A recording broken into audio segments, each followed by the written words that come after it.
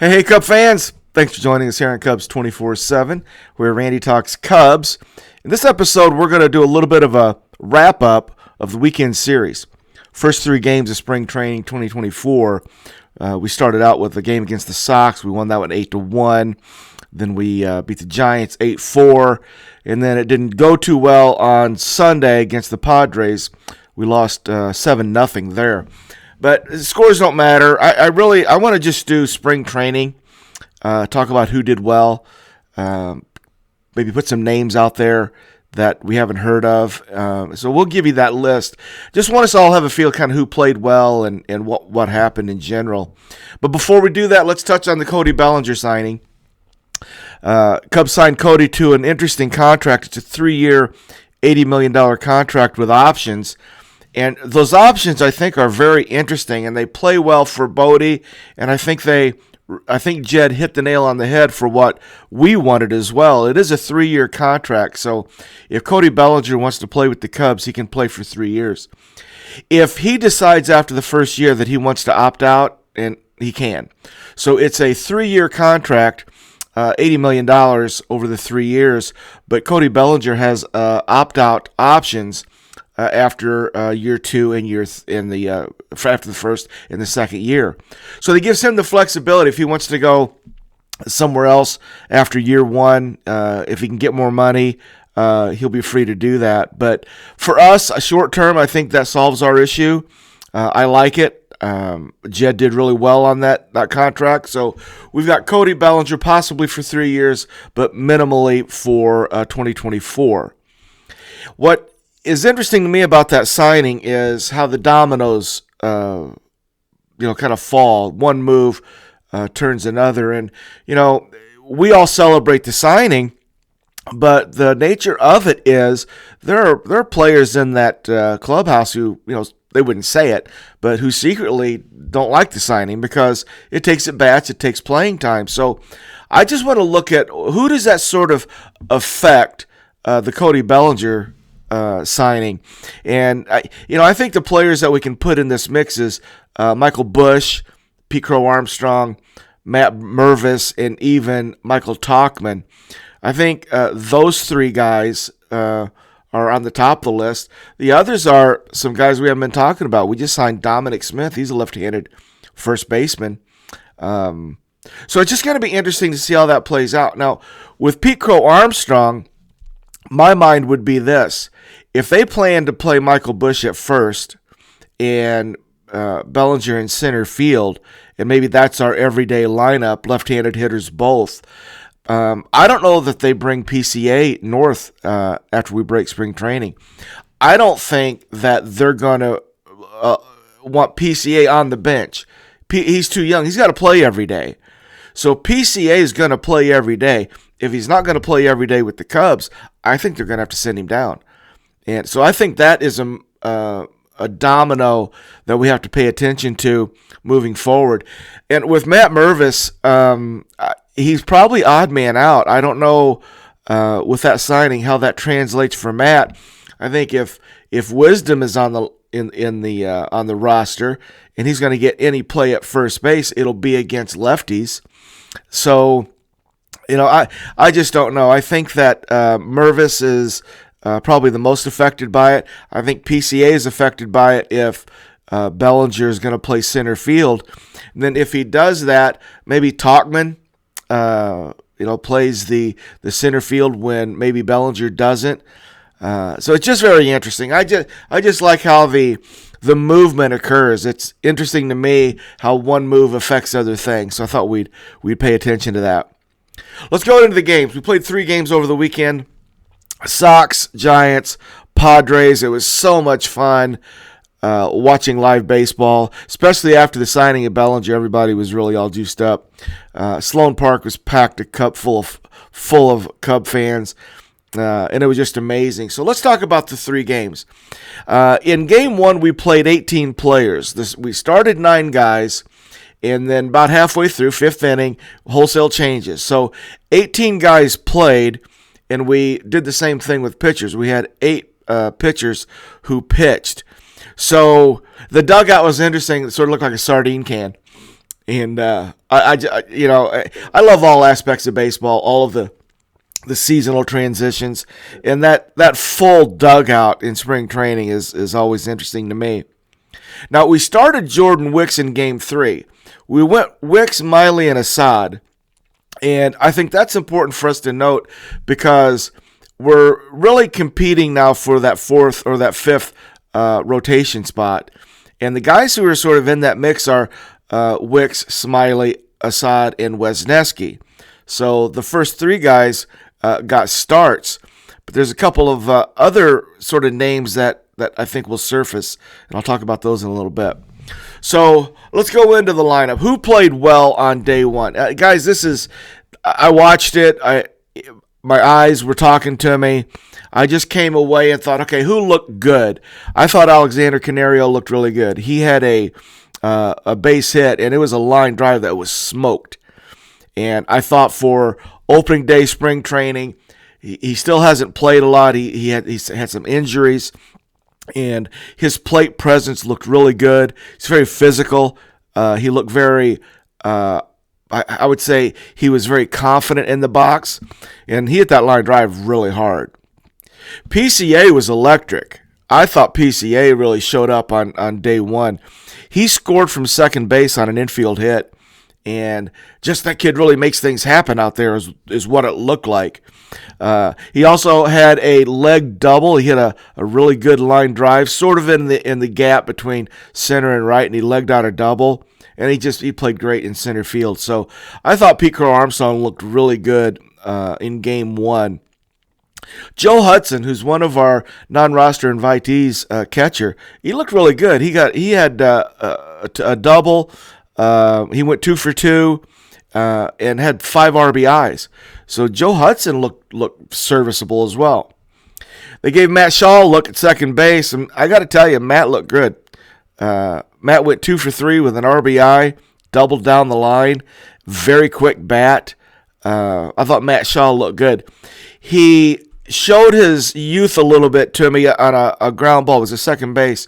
There was a ground ball hit to his right that Nico just goes and scoops up, right? Just one of those like Nico we wouldn't have even paid attention to it. And Matt Shaw kind of booted it. So it was like you could see the youth in him on that one play. Christopher Morel, I'm telling you, we're watching him play third base, so he gets the start at third, and I'll just tell you, he had no problems at third. He didn't do much in terms of great plays in Game 1, but he handled third base easily. But he homers in his first at bat, very Morel-like, just goes yard. So Christopher Morel. Ian Happ led off in Game 3, which I think we might want to look for that. Ian Happ's on-base percentage, his approach, his willingness to take his walks. I think Council likes him in that leadoff spot. So he looked good. He had a single and looked like Happ. Looked fine. I thought Miguel Amaya looked good. He had a single.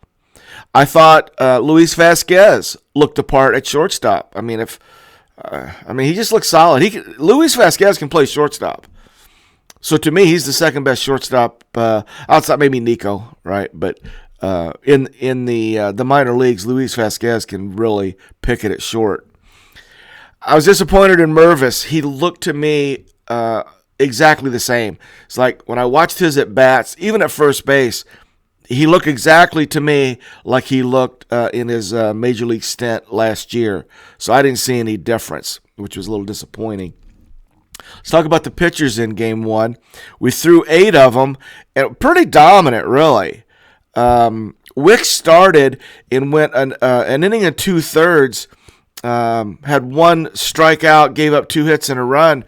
But if you just look at his stat line in that 1 2/3 innings, I think it's misleading. Here's why. Jordan Wicks is a horrible defender. I mean, he made an error on a slow roller, would have got him out of the inning.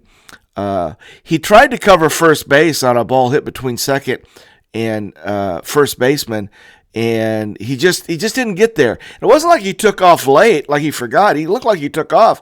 He just didn't get there. And those two things happened back to back. So he gave up 2 outs because he just didn't make the play defensively. Hunter Biggie is a pitcher that came on in relief of Wicks and got us out of that second inning. He struck a guy out, looked really good. Here's the guy that I'm going to throw in the mix with Wicks, Smiley, Assad, and Wisniewski for that fifth rotation spot. Caleb Killian looked awesome. Caleb threw 2 innings, struck out 2.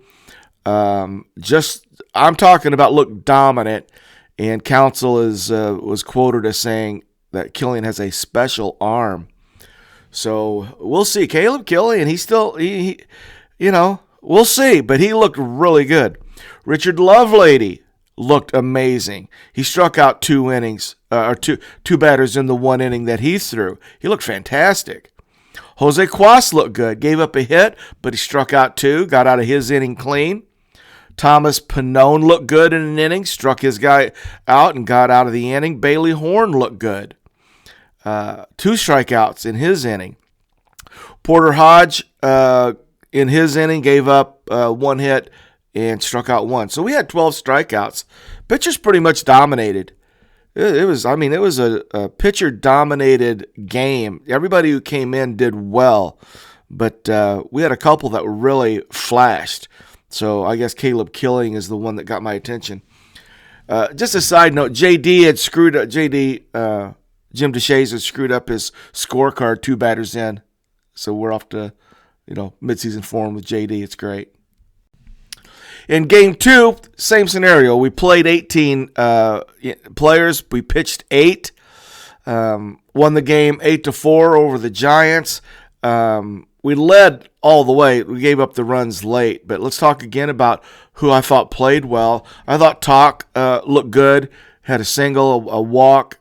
He looked like midseason Talk. Looked just like he did when he was playing well last year. Chase Strump, the prospect. Chase goes oppo, hits an opposite field bomb. Chase has been looking good. You can really see his development has taken place. Very mature looking, and Chase Strump looked really good. I'll tell you what else I liked. Master Boney. I might as well get into it now. Morel's playing third. And we got Madrigal, I guess, playing third too. Madrigal went, we'll talk about it. But Master Boney looked really good. He reached on a fielder's choice, hustled, stole second, had a solid single later, and played great at shortstop. Master Boney can play shortstop. I just thought he really looked good. Speed, very aggressive, hit the ball hard, can play shortstop.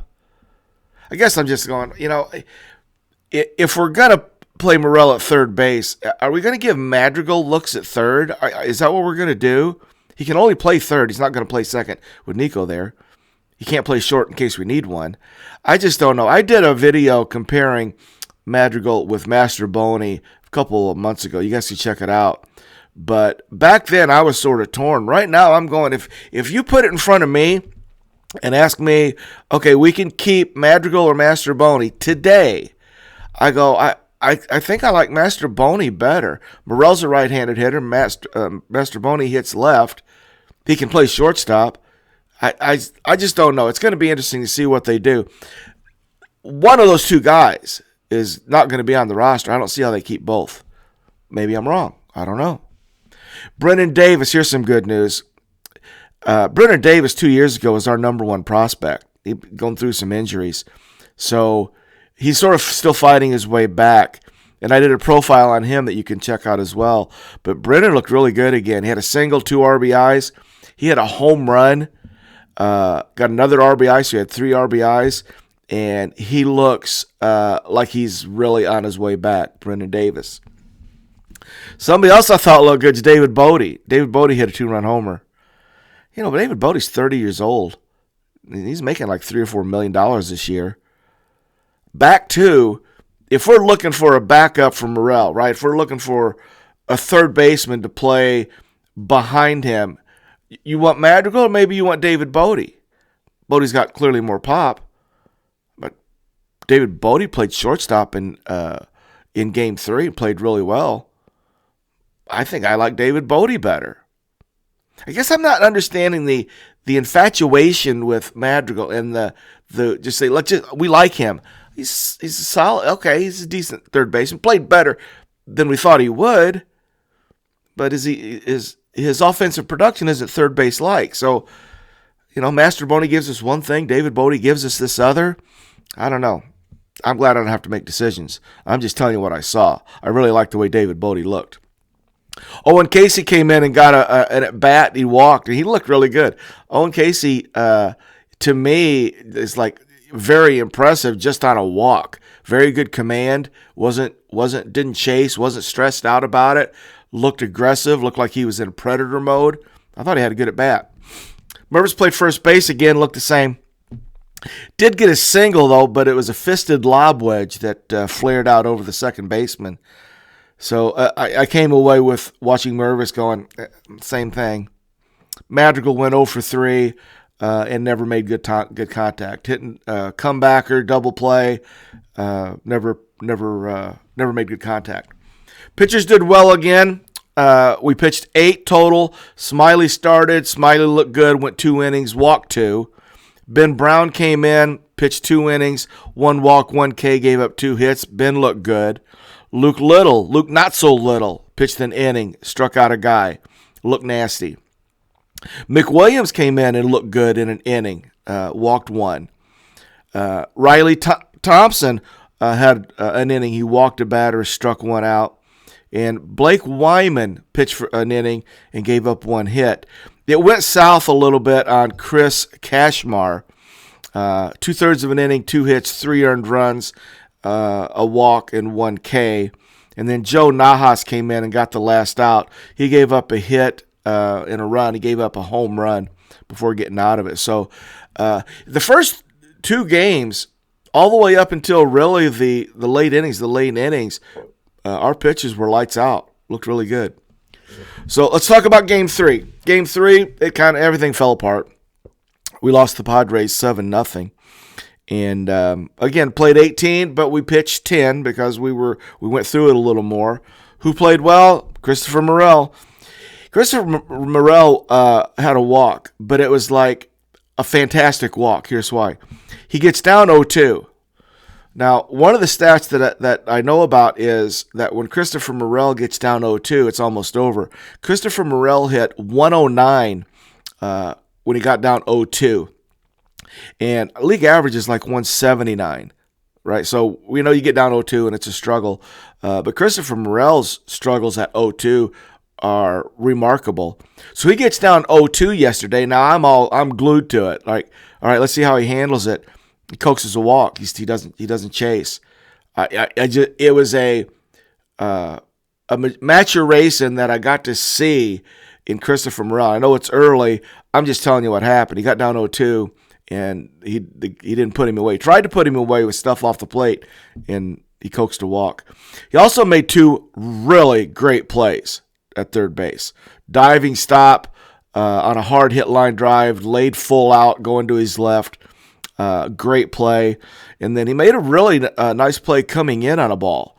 So far, Christopher Morel looks like he's more than serviceable at third base.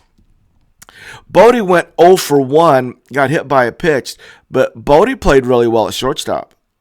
Like, comparing him to Vasquez is he's like a pure shortstop. Vasquez is, but Bodie looked really good. He made a snag on a hard hit line drive yesterday, and he looks like you would think David Bodie was going to look back when he was 25 years old, hitting those big home runs.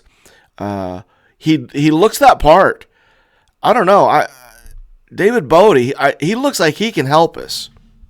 Gomes played well. Gomes looked really good. He went 1 for 2, but the out he made was a hard hit line drive.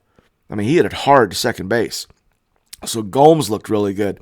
There's this kid they put in center field named Brett Bateman that is he's sort of scrappy dude. He's really fast. He had a bunt single yesterday, making plays, and he played really good in center field. He had a diving catch in that game. It just Brett Bateman. Now, he's not going to crack the lineup, but I just thought little minor leaguer Brett Bateman was pretty good.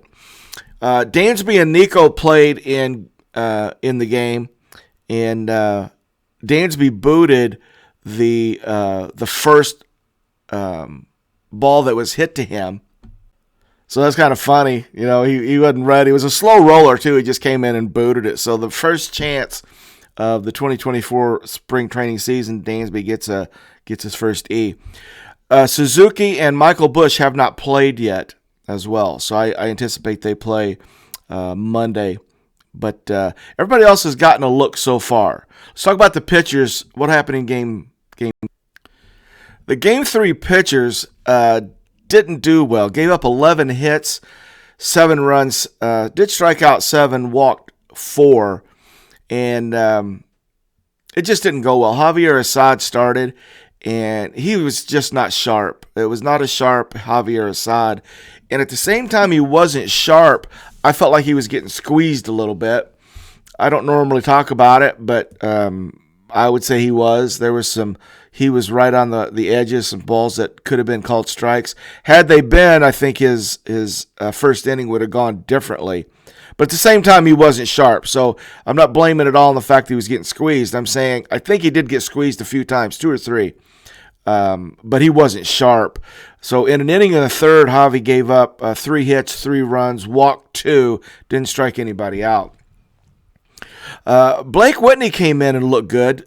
He pitched just 2/3 of an inning, but he struck out a batter, looked good. Daniel Palencia came in, looked good through an inning. Daniel Palencia has a new pitch. He has a pitch that we call the splinker. I guess it's a sinker and a splitter. Edwin Escobar, he's the veteran that we got, played over in Japan for like the last 8 years. Came in, pitched 2/3 of an inning, and gave up a hit, a run, and he walked 2. Jose Romero came in, pitched a third of an inning, got out of it, looked really good. The pitcher of the day for me was Cam Sanders. He came in and pitched an inning and struck out 2, and I'm just going to say Cam Sanders was nasty. I mean, he was really impressive. Chris Clark then came in, threw an inning, gave up 3 hits, 2 runs. Frankie Scalzo Jr. came in and took me by surprise. I hadn't really heard of Frankie, and he really looked good too. Gave up a hit, struck 1 out. Nasty competitor, got some 95-mile-an-hour heat, and a quality mustache. If you haven't seen Frankie Scalzo Jr., check that out. I'm looking forward to seeing him pitch again, to see what it looks like the next time.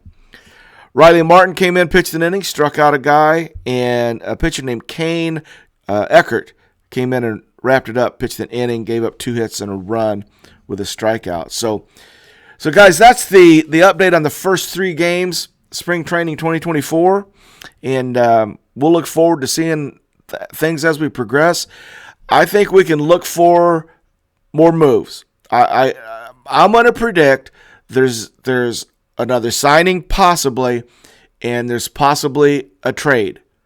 And I feel really like, because of how things shifted with the Bellinger signing, I'm in that mode where I think, boy, there's something else, just to kind of tweak it, just to kind of sure things up, just to kind of make sure we understand where those prospects are, where they're going to play. We've got a lot of them, and a lot of them means we can use 1 or 2 of them to get something we really need now. So I just think that's a possibility. So we'll be paying attention. Thanks for joining us here at Cubs 24/7, where Randy talks Cubs. Go Cubs, go.